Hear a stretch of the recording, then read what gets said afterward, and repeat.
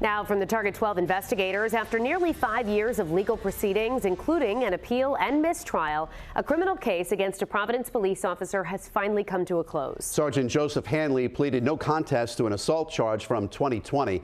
Target 12 investigator Alexandra Leslie was the only local TV reporter in court for Hanley's change of plea today and tells us what happens next.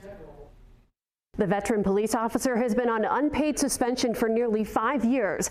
Now his defense attorney says he will pursue what's called a Leobor hearing, which will determine his future as a police officer.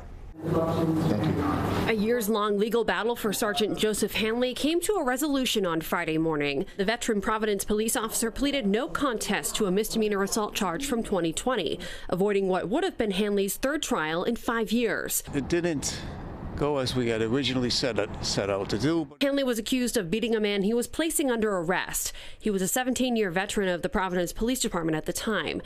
State prosecutors say if the case proceeded to trial, they would have proven beyond a reasonable doubt that Hanley used unreasonable and unnecessary force while arresting Rashad Gore. Specifically by kicking Mr. Gore in his left side, punching Mr. Gore in his left side, bouncing up and down on Mr. Gore's head and neck area with his knee while Mr. Gore was handcuffed with his hands behind his back and prone. All this time, Hanley has still been employed by the Providence Police Department.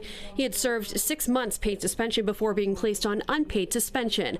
Hanley's attorney says now that the case has been adjudicated, he can pursue a law enforcement officer's Bill of Rights or Leobor hearing. That panel will determine what punishment Hanley faces, if any, internally at the department.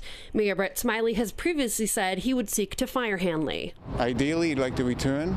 Okay, you would and like to protect and serve the citizens of the city of Providence, as he has been doing for the last 20 years. If he was convicted, Hanley could have faced up to 1 year behind bars at the ACI, but he could still face jail time while on probation for the next year if he doesn't keep the peace, maintain good behavior, or if he has contact with Gore. With the Target 12 investigators, Alexandra Leslie, 12 News.